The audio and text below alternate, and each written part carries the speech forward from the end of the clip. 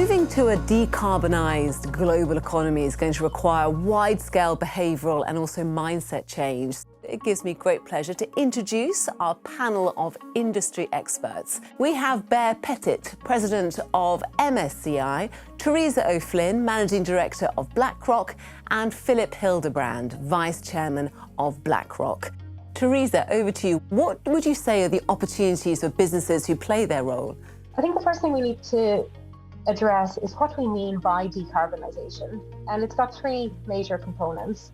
Firstly, using clean energy everywhere. And this includes wind and solar, but also new sources of energy like hydrogen. The second is simply using less energy efficiency of machinery, of industrial processes, of buildings. And then the final piece is actively taking carbon out of the atmosphere.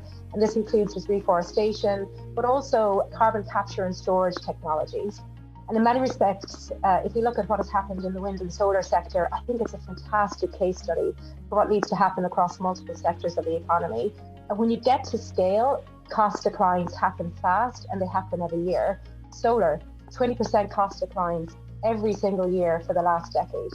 So the role that capital has to play in facilitating that scaling, that cost decline is significant. But in order to do that, in order to achieve that, you need access to customers. Baer, for investors, how can they be sure that they are backing companies that are genuinely making advances towards net zeros? I mean, for example, what needs to be done to prevent greenwashing? The amount of data available to investors compared to even a short time ago is dramatically different. So there are various, sometimes egregious examples of greenwashing that we hear in the media, etc. But company disclosure is getting better and better. I mean, quite literally week by week.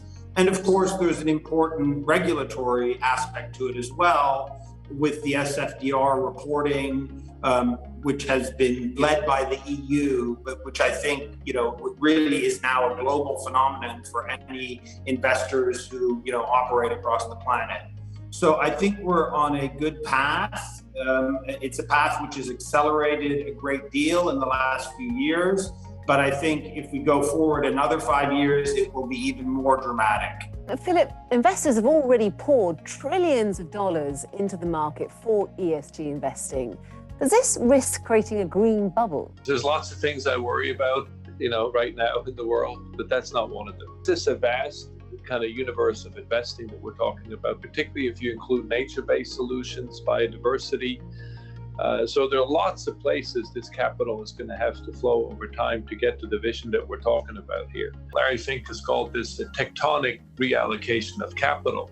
But if you look at it relative to the stock, this is only the very beginning. I'm convinced that we are only at the very front end of this tectonic shift in capital.